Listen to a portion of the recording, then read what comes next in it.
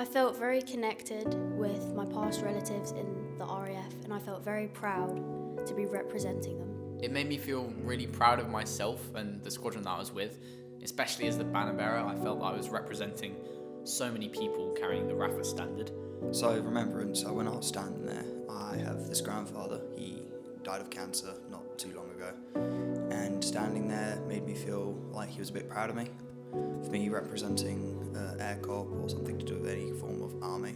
The whole commemoration was a really big thing throughout the community, and it meant a lot to me, and I think the rest of the squadron, to be able to stand there as part of that community itself and show the respect for all those who lost their lives.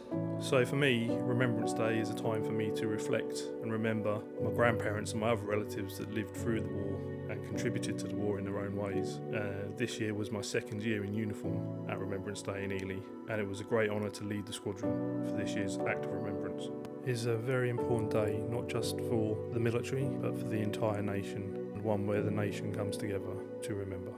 Remembrance Sunday is the most important parade of the year for our squadron. It gives us the opportunity in public to wear the uniform of our parent service, the Royal Air Force, and to gather with the community to remember those who have paid the ultimate sacrifice in defence of our nation.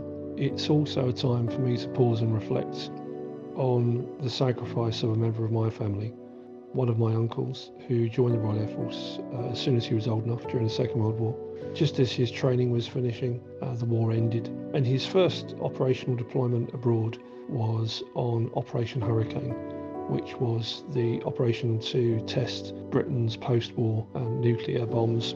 He rose to the rank of warrant officer. Unfortunately, he died from cancer before he retired.